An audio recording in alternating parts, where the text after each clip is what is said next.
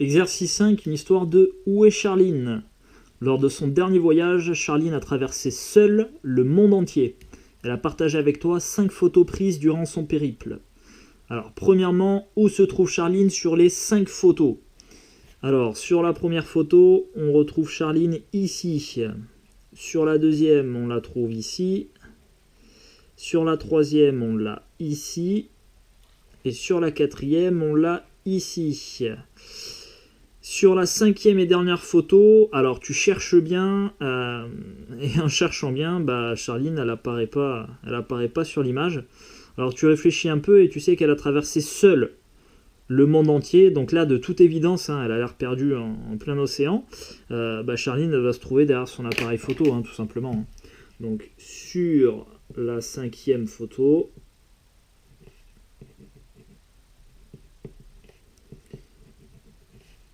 elle est derrière son appareil.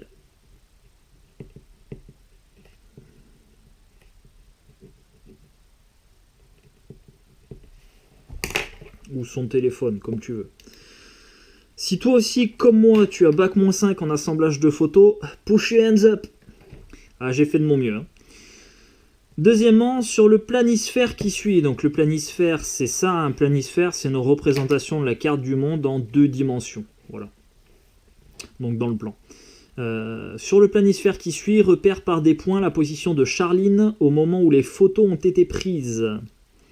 Alors, si on prend la première photo, on va pouvoir localiser Charline sur le planisphère grâce au monument qu'il y a derrière. Là, le pont ici, c'est un pont célèbre. C'est le pont du Golden Gate. Donc si tu fais une recherche, tu vas trouver assez facilement. C'est le pont du Golden Gate qui se trouve à San Francisco, en Amérique. Alors après, tu utilises Google Maps si tu veux pour localiser San Francisco sur la carte du monde. Alors San Francisco, on va l'avoir à peu près ici. Voilà. Donc là, on a une première position de Charline, ici. Hop, on va mettre San Francisco. Donc le Golden Gate ici. Sur la deuxième photo, on va pouvoir repérer Charline grâce à ce monument-là que tu connais bien et qu'on appelle la Statue de la Liberté. Alors la Statue de la Liberté, elle se trouve à New York. Alors là encore, tu fais une petite recherche sur Google Maps. Alors, je t'invite d'ailleurs à faire des recherches historiques sur les différents monuments qu'on voit là. Moi, je suis incapable de t'en dire plus, ça dépasse mes compétences. Mais une petite recherche sur Wiki si ça t'intéresse. Donc la Statue de la Liberté, on va la retrouver donc à New York. Et sur Google Maps, hop, tu vas localiser New York. Alors à peu près à cet endroit-là, là, hop, on va mettre ici New York. Voilà. Ensuite, troisième photo, donc là c'est ce qu'on appelle le Corcovado, là c'est la statue du Christ en haut d'une colline. Et cette statue-là, on la trouve à Rio de Janeiro, au Brésil. Donc hop, tu fais une petite recherche sur Google Maps et on va avoir grosso modo, là, tac, Rio de Janeiro ici, où se trouvait Charline, où elle a profité de la plage. Quatrième photo, alors ça aussi c'est assez célèbre, cette sculpture dans la roche qui représente quatre anciens présidents de l'Amérique. On retrouve donc de gauche à droite, alors là encore pour plus d'informations, je t'invite à faire une recherche sur Wikipédia, mais ici on a George Washington, donc un ancien président des États-Unis, suivi de Thomas Jefferson, Theodore Roosevelt et enfin Abraham Lincoln. Voilà, quatre présidents des États-Unis. Et donc cette sculpture là qu'on appelle le mont Rushmore, eh bien on le trouve, alors je crois que c'est dans le Dakota du Sud, si mes souvenirs sont bons, et encore une fois, fais une recherche pour vérifier tout ça. Tu fais une recherche sur Google Maps, et le mont Rushmore, ça va se situer, alors à peu près, encore une fois, grosso modo, on va être quelque part par là. C'est en Amérique aussi. Voilà. Donc là, ouais, il me semble, on a le Dakota du Nord ici, Dakota du Sud juste en dessous, et donc on doit avoir le mont Rushmore quelque part par là. Donc hop, on va mettre ici Mont Rushmore. Je situe même pas la ville. Mont Rushmore. Ok. Et enfin, dernière photo. Et bah là, on est bien embêté. On est bien embêté parce que tu vois, sur les 4 premières photos, on arrivait à repérer Charline sur la map monde parce qu'il y avait une image. Là, en l'occurrence, on avait des statues ou comment dirais-je, un pont et une sculpture qui nous permettaient de localiser très précisément Charline. C'est-à-dire qu'il n'y a qu'un endroit dans le monde où il y a le mont Rushmore, il n'y a qu'un endroit dans le monde où il y a le Golden Gate. Pareil pour la statue de la Liberté, encore qu'il y a eu une version miniature qui a été faite, d'ailleurs peut-être plusieurs, je ne sais pas. Mais là on est sur les monuments, les vrais monuments, en vraie grandeur. Donc grâce à ces monuments-là, on arrive à localiser de façon précise Charline sur le planisphère. Le problème c'est qu'ici, tu vois, on n'a aucun élément qui nous permet d'identifier la position de Charline. On a de l'eau et sur Terre, il y a beaucoup d'eau. Heureusement d'ailleurs. Mais toujours est-il que là, il n'y a rien qui permet d'identifier à quel endroit se trouve Charline sur le planisphère. On est bien embêté. Alors, il est facile de localiser la position de Charline, donc je reprends. Il est facile de localiser la position de Charline sur les 4 premières photos grâce au monument. De façon générale, il est facile de se repérer sur Terre dans les zones habitées. Qu'en est-il dans les endroits inhospitaliers? Comment indiquer sa position à des secours si on est perdu en mer? Donc t'imagines que la pauvre Charline, là, elle est perdue, elle a besoin d'aide, elle dérive là sur un petit radeau, et elle commence à avoir soif, elle a chaud, etc., etc., et elle aurait besoin d'être secourue. Tiens d'ailleurs au passage, si ça t'intéresse, il y a une émission qui était géniale, qui passait, alors je crois que c'était sur la 5, qui s'appelait I Shouldn't Be Alive. Je ne devrais pas être en vie en français.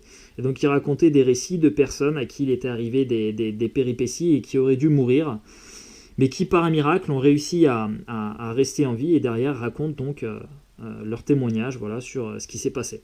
Et donc il y a des récits très intéressants sur des personnes qui ont été perdues en mer et qui ont dérivé pendant plusieurs jours. Bon. Voilà. Alors, du coup, on va attaquer la deuxième partie de ce chapitre. On va voir comment on fait pour indiquer sa position si on est perdu en mer et de façon générale, comment se localiser sur la Terre, comment se repérer sur une sphère. Voilà. Alors, je t'envoie quelques définitions au départ. Alors, la Terre, tu sais qu'elle tourne autour d'elle-même, autour d'un axe. Et cet axe-là, il va définir 2 pôles, le pôle nord et le pôle sud. Voilà. Donc la Terre, hop, elle tourne autour de l'axe qui traverse pôle nord et pôle sud. Je